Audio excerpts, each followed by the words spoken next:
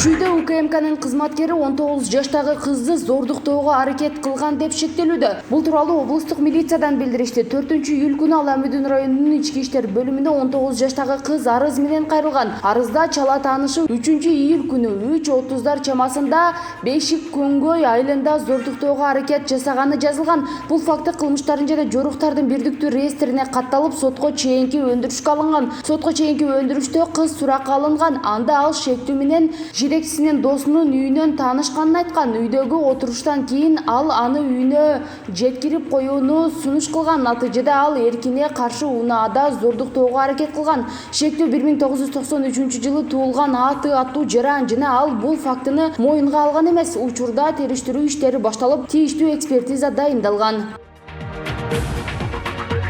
Кайнатасы менен урушуп кеткен Өзбекстанда келин 2 нарестеси менен кошо поезддин алдына бой таштады. Өзбекстандын Чыракчы шаарында жашаган келин кайнатасы менен урушуп кеткенден кийин 2 баласы менен кошо поезддин алдына бой таштады. Бул тууралуу аталган өлкөнүн басылмалары жазышты. Маалыматка ылайык, трагедия аял менен кайнатасынын ортосундагы үй-бүлөлүк чырдан улам болгон. Учурда окуянын чоо жайы жооптуу мекемелер тарабынан иликтенип жатат. Келин дагы 2 баласы да каза болуп калган. Анын күйөөсү Орусияда иштеп жүргөндүгүн, бул кайгылуу окуядан кийин ал кайтып келгенин жазышты басылмалар. Кыргызстан Кытай вакцинасын чыгарууну караштырып жатат. Министрлер кабинетинин төрагасынын орун басары Жылдыз Бакашева 15-июлда Бишкекте тынчтык үчүн саясат Бейжин маданий алмашуу борборунун жетекчиси менен жолугушту. Өкмөттүн басма сөз кызматы анда тараптар Кыргызстанда коронавируска каршы Кытай вакцинасын чыгарган завод куруу жана чөп чаардан жасалган Кытай дары-дармегин колдонууну талкуулашты. Бакашева Кытай бийлигине коронавирус пандемиясы маалында көрсөткөн жардамына ыраазычылыгын билдирди. Ошондой эле ишкерлерге шарт түзүү, чет элдик инвесторлордун кызыкчылыгын коргоо министрлер кабинетинин негизги милдеттеринин бири экенин белгиледи деп айтылат маалыматта. Кыргызстанда мам кызматкерлер COVID-19 каршы эмделүүгө милдеттендирилди. Кыргызстанда мамлекеттик жана муниципалдык кызматкерлер COVID-19 каршы эмделүүгө милдеттендирилди. Мындай чечим республикалык штабтын кезектеги отурумунда кабыл алынды. Штабтын жыйынында COVID-19 каршы күрөшүү, калкты эмдөөдөн өткөрүү жана башка маселелер каралган. Республикалык штабтын чечимине ылайык министрлер кабинетинин облустагы өкүлдөрүнө, Бишкек жана Ош шаарларынын мэрлерине мамлекеттик жана муниципалдык кызматкерлерди милдеттүү эмдөөдөн өткөрүү ишин уюштуруу тапшырылган. Ошол эле учурда эмдөөгө каршы көрсөтмөсү бар кызматкерлерге вакцина алуу милдеттендирилбейт.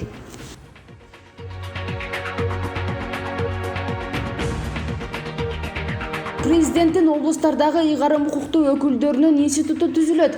Президент Садыр Жапаров Кыргыз Республикасынын президентинин облустагы ыйгарым укуктуу өкүлү жөнүндө жарлыкка кол койду. Бул тууралуу президенттин басма сөз кызматы кабарлайт. Натыйжалуу мамлекеттик башкарууну камсыздоо, облустарда мамлекеттик саясатты ишке ашыруу, мамлекеттик органдардын жана жергиликтүү өз алдынча башкаруу органдарынын ишин координациялоо максатында Кыргыз Республикасынын Конституциясынын 71-беренесинин жетекчиликке алып токтом кылат. Кыргыз Республикасынын өкмөтүнүн облустарындагы ыйгарым укуктуу өкүлдөрү институту Кыргыз Республикасынын президентинин облустардагы ыйгарым укуктуу өкүлдөрүнүн институту болуп кайра түзүлсүн, төмөндүкүлөр бекитилсин.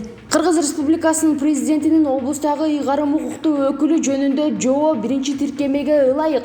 Кыргыз Республикасынын президентинин облустагы ыйгарым укуктуу өкүлүнүн аппараты жөнүндө түптүү жобо 2-чи тиркемеге ылайык. Кыргыз Республикасынын министрлер кабинети белгиленген тартипте 1 айлык мөөнөттө Кыргыз Республикасынын президентинин облусундагы ыйгарым укуктуу өкүлдөрүнүн аппараттарынын түзүмүн жана шарттык расписаниясын бекитсин. 2 айлык мөөнөттө өзүнүн чечимдерин ушул жарлыкка жоолоруна ылайык келтирсин. Ушул жарлыктан келип чыгуучу башка чараларды көрсүн. Кыргыз Республикасынын президентинин облустардагы ыйгарым укуктуу өкүлдөрү 2 айлык мөөнөттө Кыргыз Республикасынын президентинин облустагы ыйгарым укуктуу өкүлдөрүнүн аппараты жөнүндө типтүү жобонун негизинде Кыргыз Республикасынын президентинин тиешелүү тиешелүү облустагы ыйгарым укуктуу өкүлдөрүнүн аппараты жөнүндө жобону иштеп чыксын жана бекитсин. Ушул жарлыкты ишке ашыруу шарттык сандын жана Кыргыз Республикасынын өкмөтүнүн облусундагы ыйгарым укуктуу өкүлдөрүнүн аппараттары үчүн тийиштүү жылга